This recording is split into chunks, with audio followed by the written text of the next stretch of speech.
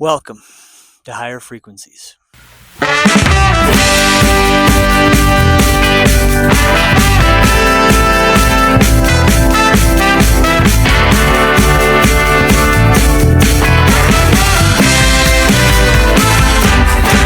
do you go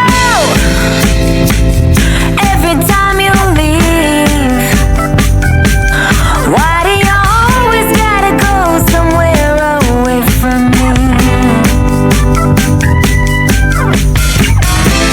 I keep wondering if someday you'll just keep holding on. And like a fool, I just keep waiting till the early comes.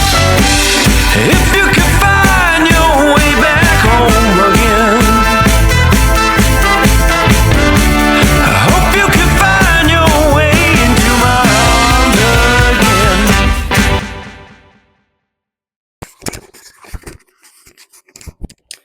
Oh, hey, everybody. We are back with episode 3 and continuing on this funny little story. Where we last left off, I guess I had a divine intervention. And,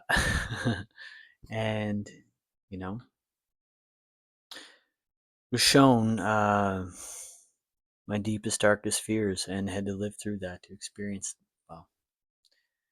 I had to feel that, and I guess in a visceral moment that felt, it's still very real. And, to understand it was all for a reason. How do you get through your fears? You feel them, you face them, you get through them, and then you understand their illusions, and it allows for more freedom. So the most terrifying thing in my life ever, I am very, very grateful for experiencing today, for sure.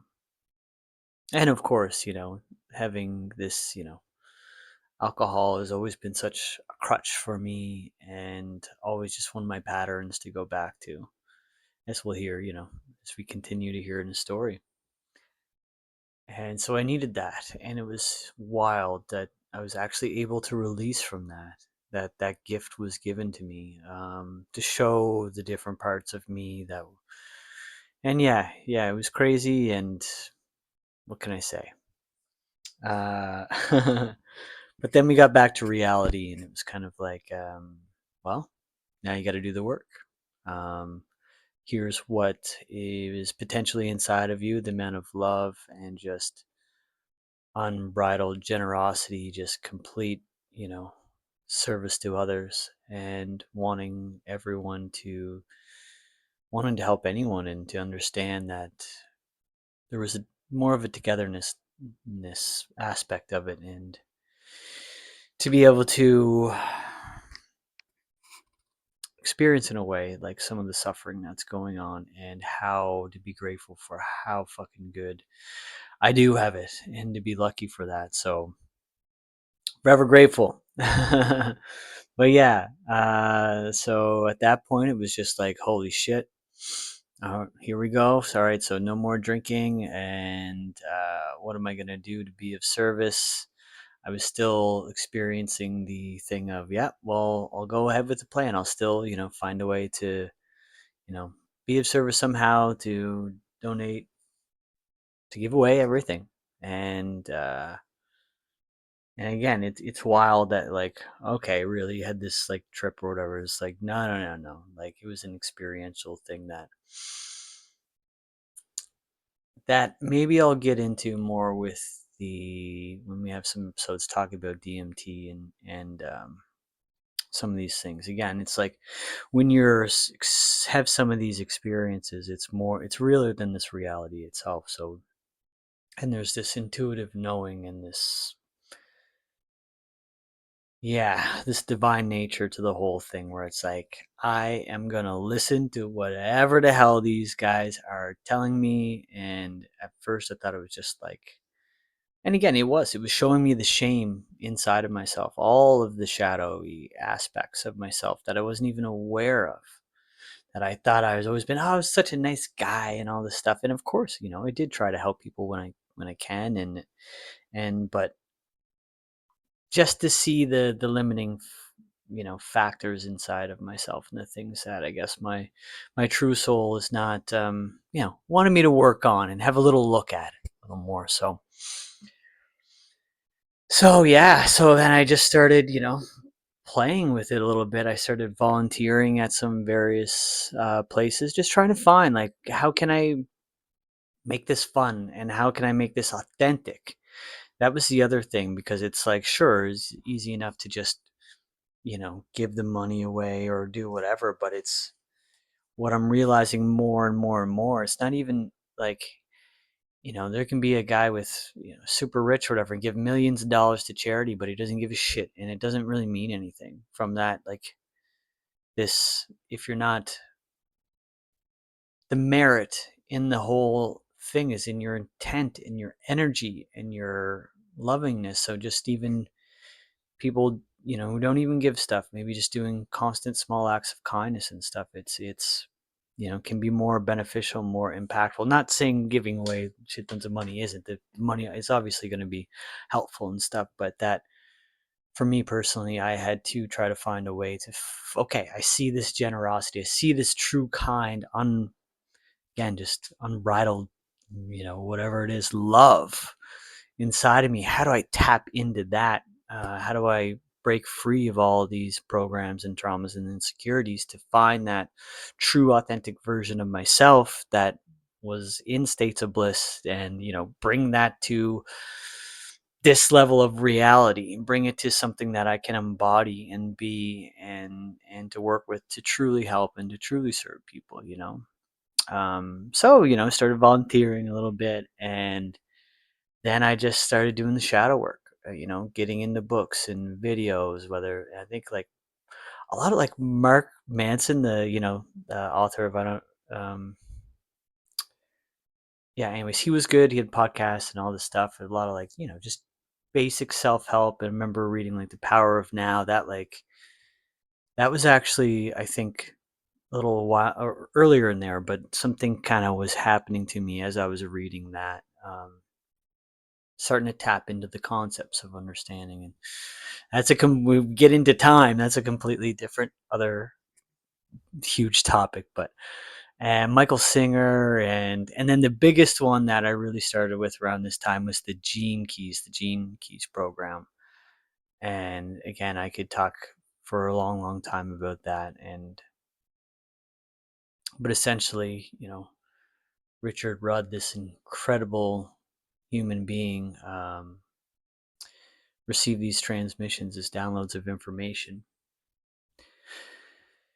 And after, a couple years of him contemplating them, he took 7 years to write the Gene Keys book. And it's essentially a synthesis of ancient wisdom teachings that teach you, or kind of give you a map, or a roadmap and a guide, and essentially a program, some framework to be able to know what are your biggest, shadows, gifts, and what the cities are, and to work through those, and how to find your highest purpose, right? And it was wild. And actually, I found this program through a dear friend of mine, William, who I had met in Mexico when I was, again, before I came back, I was in San Cristobal, this beautiful little magic city. I think I lived there for like 6 weeks or so. I ended up finding like a monthly rental room to rent with these wonderful individuals. And yeah, I did. Oh yeah, that's right. I did a peyote ceremony down there too. That's another crazy story that, like, yeah, that was a very interesting experience and a wonderful one.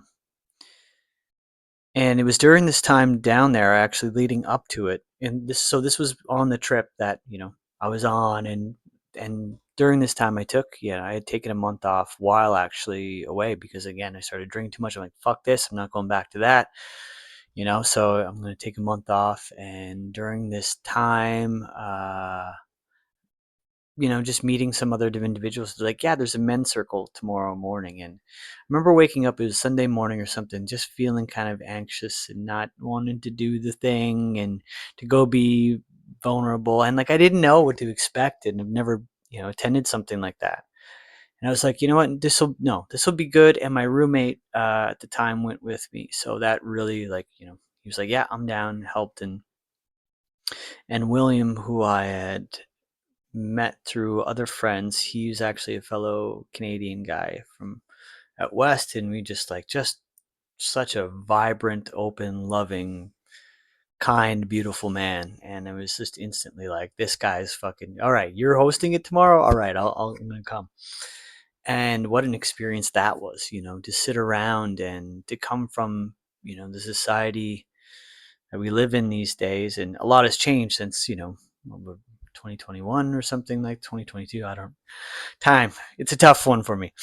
Um, as I get into the now.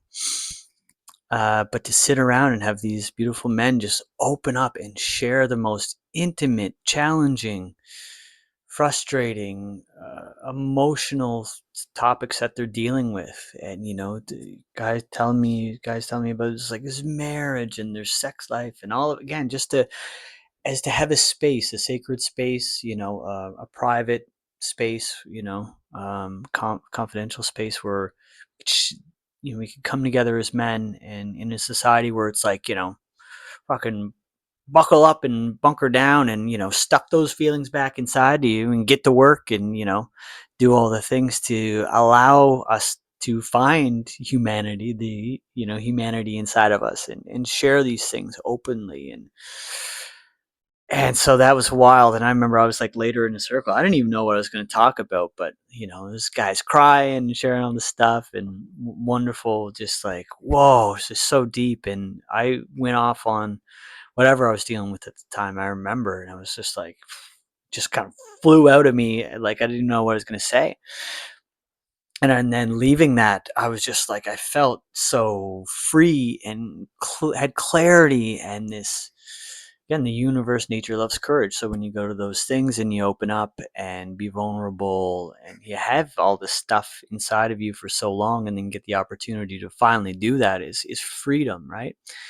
It's this level of untapped love inside of you that's just dying to get out and dying to express itself, and to be able to start working with these things. So I just felt amazing after. I'm like, that was the best, like, you know you know uh you know therapy session I could ever imagine. And for all of us to do it together, and we are even doing, like, we're like wrestling or whatever at the end again, and I felt like, oh, this is like weird or whatever, like going into uncomfortable places that is just like, oh, that's strange or whatever. But again, it's like finding the wild man back inside of you, because it's ridiculous not to be able to be playful and vulnerable, and to tap into some of these things. And it just allowed that more freedom to come out in. So that was incredible. And part of that was, William mentioned, was, if anyone ever wants to, like, I do some, he was, a guide for men. And give, if you want, just like, we can have everyone gets a free call or whatever. And if you want to work together, let me know. So at this time, then, I was going through this period. I'm like, time to give William a little look up. And so within the first call, I believe he's like, ever hear of the Gene Keys? And I was like, no, but I'm open to anything. And so I think I just explored it a little bit.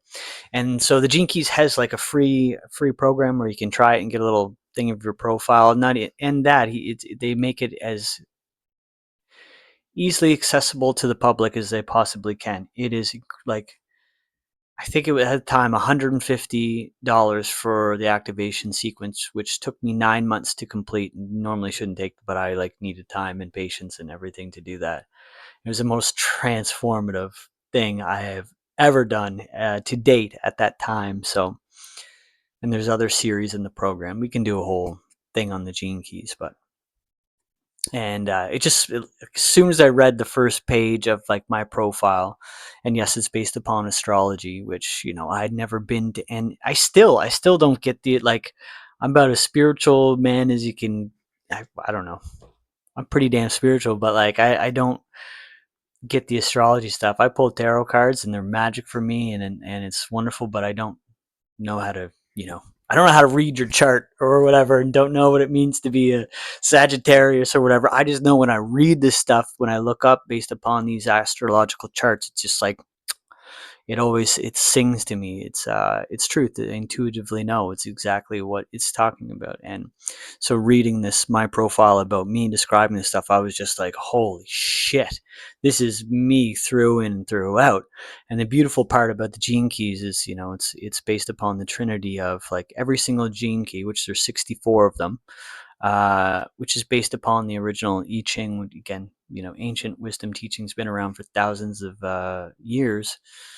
um, Richard worked with the guy who developed human design, which is based upon the I Ching, and then he kind of had his own experience, and then kind of built his own system. That's yeah, his own thing. I don't really know about human design much, but a lot of people love that system too, and it's great. It allows us to find out about ourselves, what our kind of true strengths are. And I remember reading it, actually, even some of what I'm like here to do or whatever, and I'm like, oh no, I'm like, no, no, no, that's like, and really it was just fear of that time, because there's stuff about leadership and again, helping your community and doing all these things, and I'm like, well, like I knew there's something there, but it was also like, and now I'm just, as I've cleared some of these fears and traumas and stuff, I'm like, oh yeah, it's like something's a brewing, for sure, and it still is. And now it's like, give me the goddamn mic. It's like I can't shut the fuck up. That's what the men's circle taught me too, or like, one of like probably the first step in that was that like the real true superpower of vulnerability, of just being open, honest, without fear, without caring about what people think. And once I tapped into that, again, I couldn't shut the fuck up and would overshare. And really, it was just, I'd been so timid and quiet on those things, and kind of, you know, self called an introvert or whatever, but also realizing I was just hadn't, I had too many blockages and barriers and fears around really opening up to that stuff, and just hadn't had the opportunity. And now I can see I still need a lot of alone time, but I also die for like that true connection, especially when we're talking about topics like this. It's like I can literally sit down and talk to someone for 5 to 10 hours on some of these subjects. If we're going to get into the true nature of reality, consciousness, and anything gene keys related, I love it. It's it's what is transforming into my passion. It's what allowed me to find myself and to find levels of freedom, love, and beauty that I never thought were possible. Um, so I started working along with that, and man, I'm telling you, I can't recommend the gene keys enough to anyone. Even just, there's even another one, 7 Days of Grace, which is like a week long free program. So Richard does whatever he can to get this information out for everyone, and what an incredible service to the whole. Because if we talk about the future human, and some of the great changes that are going on with humanity and consciousness as a whole, I mean, that's what some of this prophesizes, which we'll get into again a little later on. But when you start to realize we all are part of this whole one thing, and it's a program to allow you to find the greatest version of yourself, and that the best thing that you can do for that one thing is to be the best version of yourself. Because it's, as you heal yourself, as you expand your awareness, as you expand your consciousness, you're connected with everything. It allows more opportunities and awareness for everyone else. They say one enlightened being has the potential to allow a ripple wave for like another 200,000 people to like spiritually awaken, to like tap into their next level. It's just exponentially increases. So literally the best thing that you can do for service is to work on yourself, is to try to clear your own stuff. It's not going out and doing stuff externally, it's doing the internal work. And then once you get to that healed version, okay, then it's, well, trying to allow other people to find that part of themselves as well too. I guess it's getting into the sharing role, which, hello. um, and hopefully to, trigger something else inside in a good way. I've triggered many people on the other way too along this journey, but that's just part of it. I just got to be me, and as much as I can. And yeah, triggers. I've been triggered many, many times too, but that's just all information. Whatever triggers you is just like a gift, because there's something there to work on, there's something there to address, and there's something there that needs some healing and some love. Gene keys, gene keys, gene keys. Yeah, I just remember even doing the meditations, and it's just, check it out if you're ever interested, or want to tap, if any of this seems intriguing to you. If not, and it's not for everyone either, but everyone has their own thing and their own way to get there. There's a million different ways, unlimited different ways.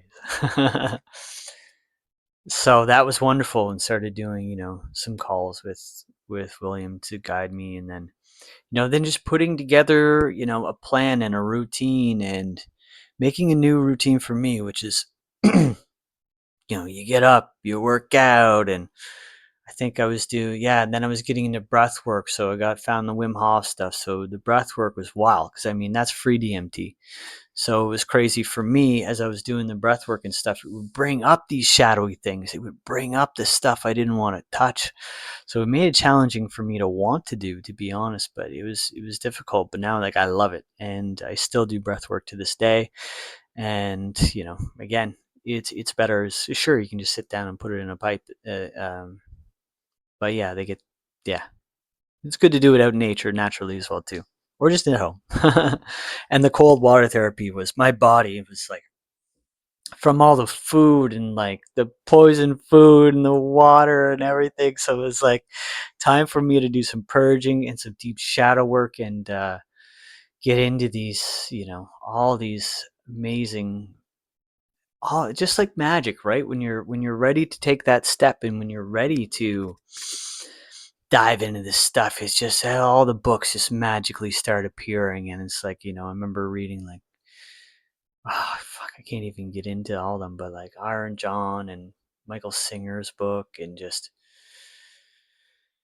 and then tapping into Buddhism. Buddhism was like one of my biggest one, and then that led to Taoism, and I was like, holy shit! To this day, I consider myself a Taoist, and probably use the Taoist philosophies along with the gene keys of the Buddhism, and it's all stuff. All kind of points in the same direction. It's about what aligns or resonates with you. Of course, even like our fucking main homie, Jesus or Yeshua. I don't know enough about that, but I got some theories after reading Autobiography of a Yogi by Yogananda about, but that's it at a later date to talk of finding that one. Yeah, and it's really like, for me, I've realized, we all are. We're just all complex puzzle pieces. And the way I've seen it in some of these realms, and the way I've experienced it, is that, like, every insecurity, trauma, issue, fear, lack, programming is kind of just like a misaligned puzzle piece, or a broken piece, or like a faded piece, or whatever. And it's about identifying those, and to find the missing pieces to make yourself whole, and to make yourself healed and happy. And there's a lot of stuff with that. So it was great. So I was just, on the process of finding these things, and I was so friggin' lucky and blessed, to also be able to, because I'd still been renting out my apartment at this time, to be able to find, to be able to rent a room from my dear friends who were just incredible. I don't know if they want to be named on this thing, but yeah, to stay with them. it was just such a blessing because they have had a little, they have a little boy, and well, they have two two boys there, but to have this family place to, I was living down in the basement, and so I'm just down there doing, have my own space and everything to do all this shadow work, but to be able to come up and have dinner with a family with this loving environment was just, you know, I couldn't say enough about how meaningful that was for me at the time.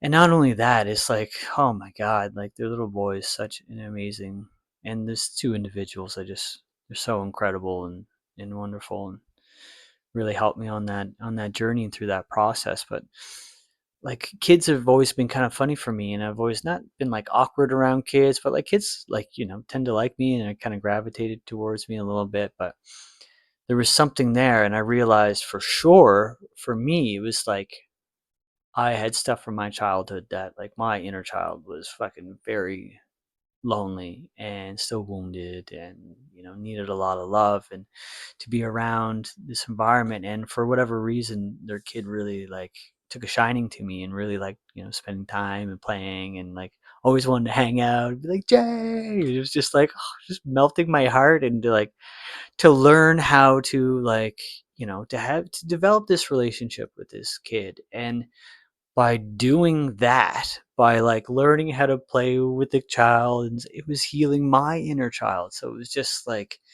this incredible gift again, that just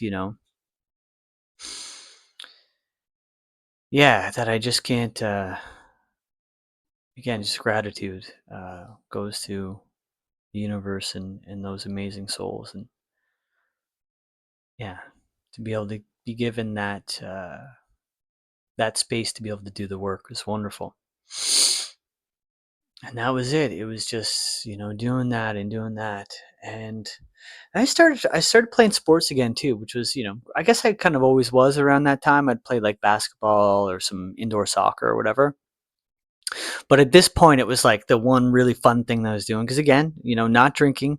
And I tried to be like, at one point I was like, okay, this is obviously I just made all this up. None of this stuff really happened. I don't have to sell my house. All this stuff's crazy. Haha, you got me, crazy entities.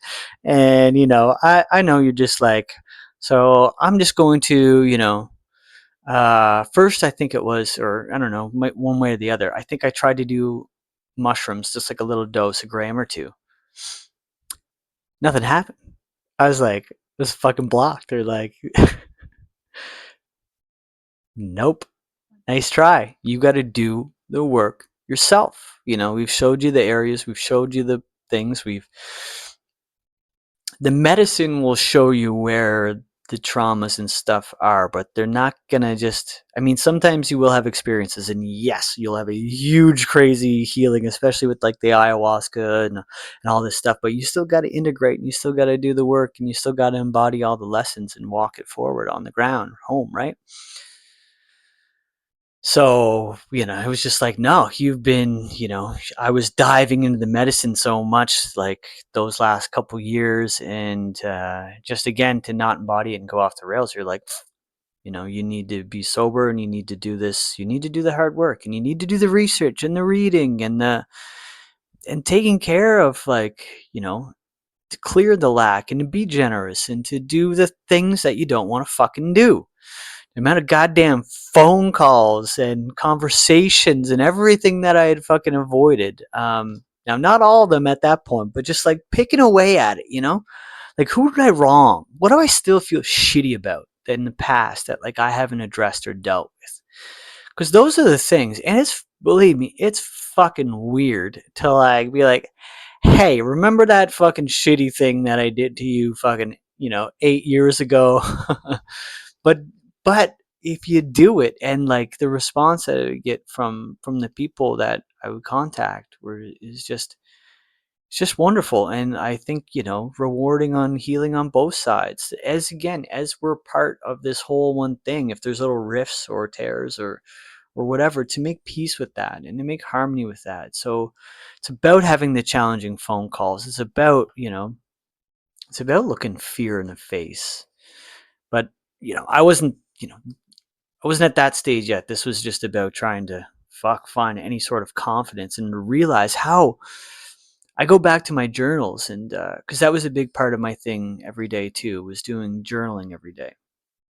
That was my favorite part. So after like the breath work and the exercise and the whatever cold shower and all of this stuff. And then it was time to like maybe have a cup of coffee and sit down and just write. What am I feeling about? What am I experiencing? What am I working on right now? What am I reading? And how am I interpreting this thing? What does it mean? What does all this mean? What the fuck is happening? What is going on? I just try to piece it all together, try to make sense of the thing. And so, yeah. And then I did try the DMT again too, and they just put the fucking fear of God in me again. It was just like into a dark, crazy room, and it was just like, we can make your life a living hell, and it's best that you don't come and play in these realms anymore. And again, there's a reason why I was, following these instructions as best as I could. They made me feel the most immense forms of bliss, and that none of this is really real, and it's all kind of a divine play, and there's a lot more that is going on. But again, just to like, they gave it to me, but then the veil just goes back up, and it's just a faint memory of like, well, I know it's not the thing, but it's like, I know I don't have to take this thing so seriously. And but there's also in like it's the opposite of like none of this matters. It's like, oh, but it so matters. It so matters to you on a soul level. You came down here on a mission, and I have some inklings. I have a very specific one on this journey, and I do not want to fuck this up or miss this opportunity. Although one of the lessons that I learned is that you can't fuck this up. Yes, we have free will. Yes, Earth is a free will planet, but I think there's some sort of a course. Not that we don't get off, and not that there's a billion different ways that we can take that course. There's something like, I know when I'm like off track, or I'm like, something's off here, my frequency. And I know I've had the feelings where I'm like, oh man, I'm in a pocket feeling exactly what I know everything's perfect. I know I'm right. And like, choo choo, motherfucker. We're like, we're streaming down the tracks. And it's like, and everywhere in between. So, fuck. What the hell was I saying there? And yeah, so I remember at that point, I took the pen after then, and because that was even a deeper. It made me feel that again, everything. It's like the feeling of everything I've ever been scared of all at once. And me and like, you want to come back? Feel this? Listen, bitch, go back, get your books, go back to school. And so I remember taking a piece of tape, and I threw one of the cartridges out, and I'm smoking synthesize at this point, and threw one of the cartridges out, and then the other one, I'm like, it was a full one. I just wrote, never smoke again. But something told me just to, I'm like, I don't know why I'm keeping it, but maybe in 5 years time I'll unlock from this whole thing. But yeah, so I was playing soccer and stuff like that, and working out a lot, and just trying to read, and again, going to the University of J, the School of J, I guess, and tapping into whatever I could, getting my hands on whatever I could. And again, everything I was reading as it came was just like the next book. I'm like, holy shit, holy shit, holy shit. Um, uh, let's not talk about that book yet. But yeah, and it got to a point where I was playing soccer twice a week and basketball once a week. So I was like running on these floors for like 5 hours a week and playing with like young people. And I'm an intense guy. My stamina was like the best it's ever been because I'm not drinking, I'm not smoking, I'm like,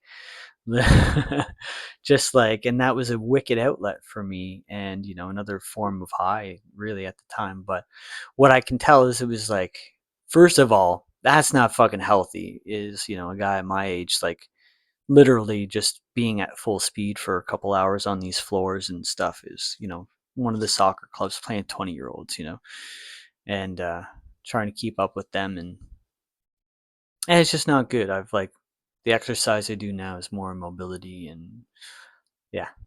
Anyways, whatever, just slow old man stuff. A lot of walking. And that's what my body likes as I'm going through these changes. So all of a sudden my sciatica, like like it was just like I just couldn't fucking walk right anymore. And like I knew I just like, and I don't think it was a specific injury. I can't even remember how it happened. It was all of a sudden like, oh fuck, I'm done. Like then I got the message there. I was like, oh shit, I was doing too much of this. I was doing, you know, again, just distracting. And so I wanted that healed as well. So doing this, but it really just gave me more time to do more reading, and then I really got into stretching as well too. So then I started spending like half an hour, 40 minutes, all these different stretching and yoga routines, and so I was doing that every day. Then I went to like I tried everything. I went to actually got excuse me health insurance, so I got Blue Cross to be able to like go and get, massage and acupuncture. And I went to the chiro and I went to an osteopath and just trying to do whatever the fuck I could to get this thing unlocked because it was just driving me and I wanted to go run and, just be healthy again. And it was months and it was months and it was wild. And, now I've kind of found an organization I liked working with and, I was doing that once a week and that was good and eye opening and trying to do other little projects but then I got to a point where I was just like I'm like I still couldn't feel the feelings inside of me. There was still this like super deep blockage and I didn't know what it was at the time and I'm just like I knew I wanted to cry but I just couldn't cry and I'm like well this is fine. And what's worse than like feeling shitty is just like feeling nothing. And then, so I went to this like dead inside period of just kind of fun, being in limbo for a while because it was like, and then it got to like 2 months of trying to work on this thing, and yeah, and then finally it was just like, so again, probably 3 months, 4 months after I had last tried the DMT, there's something, and I was just like, something told me to go in that drawer, and yeah, and I looked at the message, never smoke again in capital Mike. And, I hummed and hawed. I think I was, humming and hawing on it for like a week or whatever. Because I just couldn't figure it out. But again, as my intuition I was starting to develop my intuition, the right side of my brain, the feeling, and I was like, something there. And so with the DMT, you have to take 3 puffs to like break through or to have a really, intense experience. So one of the days I finally sat down or laid down and I was like, you know what? I'm going to fucking do it. What's the worst that, you know what I mean? They're going to put me in soul jail for the rest of my life is like, it's like, well, it's been a good ride. I'll deal with it.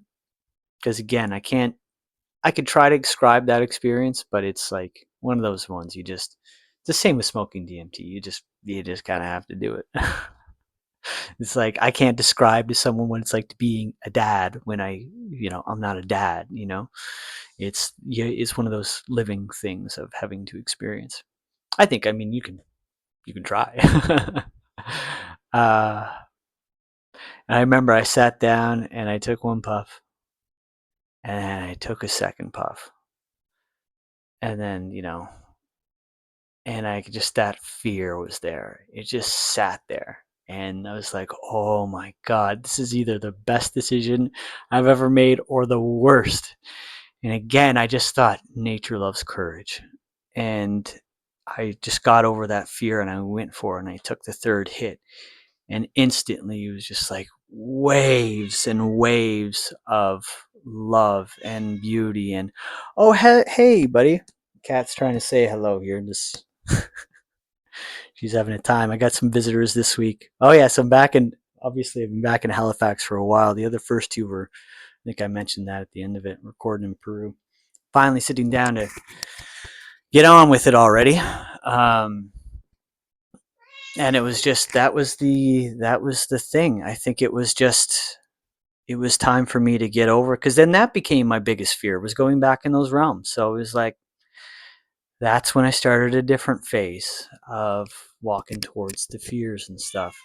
But that emotional release, that, hello, darling, I'm kind of in the middle of something. If you just give me 2 minutes, we're just going to try to wrap this up. But it was just, and again, I knew instantly as I laid there and have these waves of love and everything, and I'm just crying, and I'm like, holy fuck, it's gone. Like my sciatica released, and so as soon as I got up, I went and stretched. I'm like, it's gone, it's healed, the blockage is gone, I'm fucking free. And so it was this, like, again, the body is like, when these illnesses happen to us, and the body's having, it's a reaction. There's information there. That's for another episode, like another topic about health and all of this stuff that we're talking about, all these symptoms that we're numbing with pills and stuff. It's information for us to dive into something our body is trying to tell us to heal so we can be free.